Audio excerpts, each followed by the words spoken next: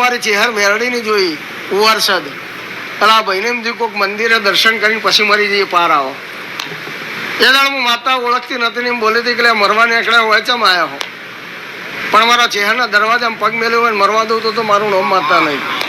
તે કદાચ કોઈકને હારી વેળા આવતા 12 મહિના થઈ, કોઈને 2 વર્ષ થઈ, અને 8 દાડામાં જો કદાચ મરવા નીકળ્યો નચાળું ના તો મારું નામ માતા નહીં. નચાળું ને ભાઈ.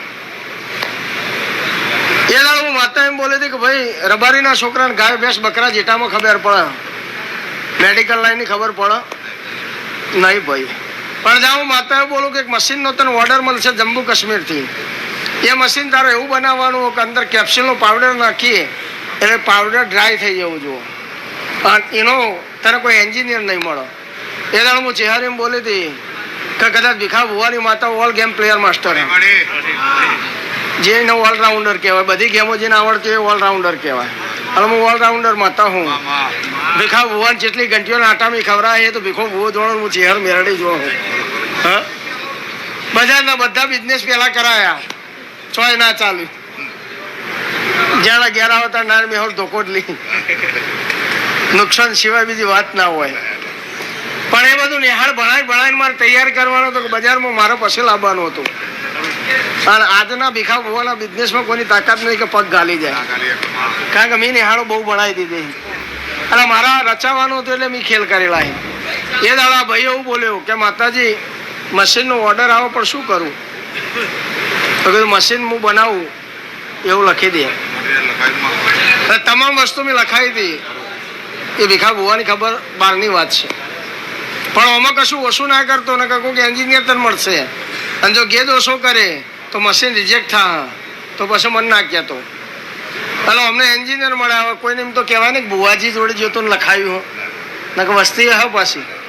એટલે આ ભાઈએ એવું કીધું કે માતાજીનું નામ તો દેવાય ને, કે એક એન્જિનિયર મળ્યા હતા, એમને લખી આલ્યું, એમને મશીન બનાવી આલ્યું, પણ કે ગેજ ઓછો કરીએ તો 50,000 રૂપિયા ફાયદો થાય.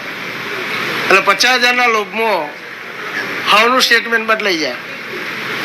એટલે આ ભાઈએ ગેજ ઓછો કર્યો, મશીન રિજેક્ટ થયું. એટલે આના તોથી ફિટ કરવા મોકલેલા 4 કારીગર જમ્મુ કાશ્મીરની અંદર બિહાર દીધા. શેઠિયાએ ફોન કર્યો કે પૈસા લેતો હોય તારું મશીન લઈ જાય ને તારો માણસો લઈ જા.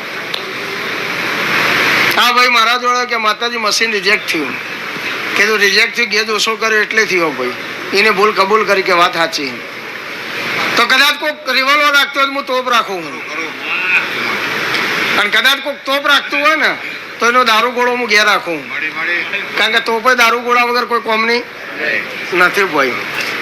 પણ પૈસા મારા જોડે નહીં, ભુવા જોડે નહીં, અને તારા જમ્બુ જવાના ચાલશે નહીં.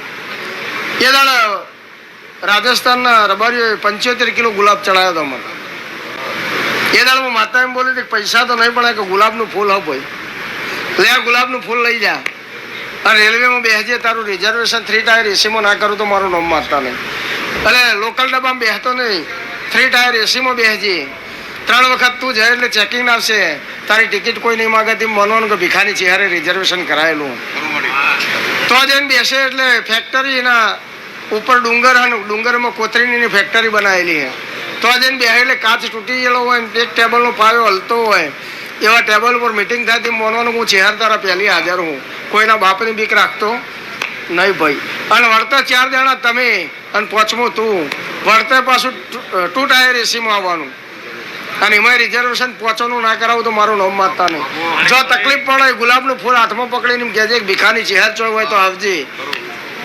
કોઈ ચેકિંગ વાળાએ ટિકિટ માગી પેલો તો જાય એટલે એમ કહી દે કે મશીન પછી લઈ જજે, માણસો લઈ જા, પૈસા ના હોય તો વાંધો નહીં.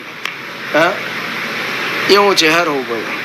અને સાધુ સંતો ચમત્કાર કરતા હતા, એમને તો તંત્ર મંત્ર આવડતું તો કોઈ આવડતું નહીં. હા, કાળું તો કે બાવળિયાને થળિયું, લાકડાની ખબર નહીં તો મંત્રની ચોય ખબર હશે. પણ જેનું મન મારામાં ચોટી ગયું હોય માગાય નાલું તો મારું નામ મારતા નહીં ભાઈ. હલો ભાઈ, એક વેળા એવી આવે કે એક શબ્દ એક વેણ તમને આખી જિંદગી પૂરી કરાવી નાખો.